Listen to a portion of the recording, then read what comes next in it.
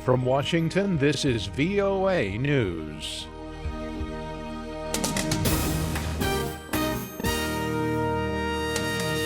I'm David Byrd reporting Belgian prosecutors have issued an arrest warrant for a new suspect in Tuesday's attack on the Brussels airport and a metro station. The federal prosecutor's office said in a statement Saturday that it issued the warrant for a man it only identified as Faycal C for involvement in a terrorist group, terrorist killings, and attempted terrorist killings. The statement did not confirm that Faycal C is the third Brussels airport suicide bomber seen in an airport security camera video alongside the two men who blew themselves up there. Belgian media reported that a man named Faycal Cheffou was suspected of fleeing the Brussels airport. On Friday, Belgian prosecutors said 3 people were detained in the counterterrorism operation in Brussels. Organizers have postponed Sunday's planned March for Solidarity in Belgium after the country's interior minister asked residents not to attend for safety reasons.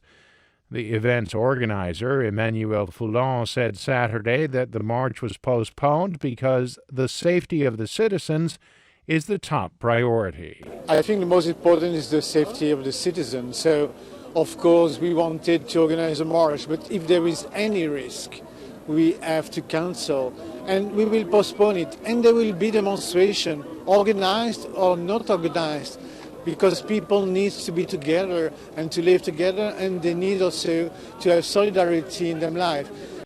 Foulon said that the march would be rescheduled for another date once the Interior Ministry gives the green light.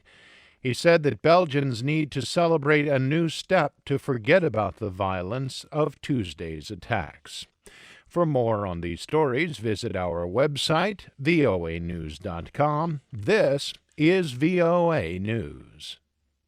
U.S. President Barack Obama says that defeating the Islamic State group remains his administration's top priority.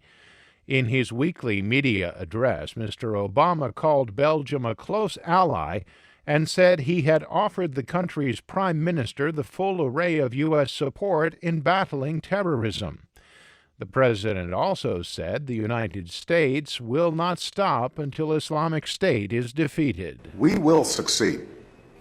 The terrorists will fail. They want us to abandon our values and our way of life. We will not. Mr. Obama said that he will use the coming nuclear security summit in Washington as an opportunity to work with allies to coordinate efforts to defeat Islamic State.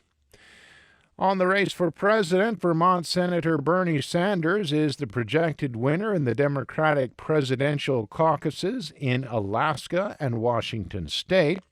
Sanders told supporters in Madison, Wisconsin, which holds a primary early next month, that there's no doubt his campaign has momentum. And that is how we win, when working people and young people, when people who have given up on the political process get back in and demand a government that represents all of us, not the 1%. That's how we win.